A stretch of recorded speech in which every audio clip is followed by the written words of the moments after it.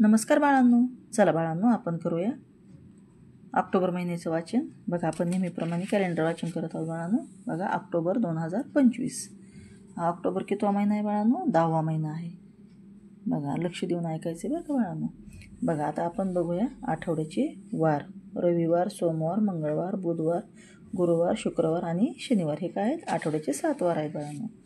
चला आता आपण तेव्हा दिवशी कोणत्या तारखा आल्यात ते बघूया बाळांनो. बघा रविवार 5, 12, 19 आणि 26. बघा रविवार 4 आले आहेत आणि हे त्यांच्या तारखा आहेत बाळांनो. नंतर सोमवार किती आलेत बघू? 6, 13, 20 आणि 27. 4 सोमवार आलेत. नंतर मंगळवार बघा 7, 14, 21 आणि 28. बघा मंगळवार पण 4 आलेत बाळांनो. बुधवार बघूया 1, 8, 15, 22 आणि 29. बघा बाळांनो बुधवार 5 आलेत. आणि गुरुवार बघूया 2, 9, 16, 23 आणि 30.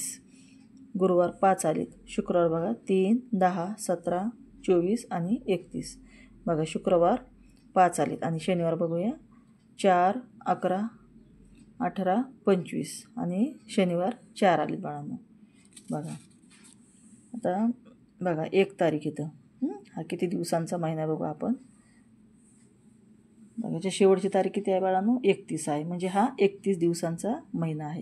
कोणता महिना आहे? ऑक्टोबर. किती दिवसांचा महिना आहे? 31 दिवसांचा. नंतर बघा इथं बघूया काय कोणता सण आलेला आहे. बघा लाल शाईत लिहिलेले आहे की नाही हे. बघा दसरा आणि बघा इथं महात्मा गांधी जयंतीसुद्धा आली बाळांनो. आणि दसरा हा सण पण आलेला आहे. नंतर बघूया इकडे काय आहे ते लक्ष्मीपूजन म्हणजे दीपावली सण 21 तारखेला आहे. बलिप्रतिपदा म्हणजे दीपावली पाडवा 22 तारखेला आला आहे. आणि भाऊबीज आहे ना, बहीण भावाला ओवाळते, तो सण 23 तारखेला आला आहे बाळांनो. इथं सुट्टी नसते तुम्हाला, इथं सुट्टी असते बघा बाळांनो.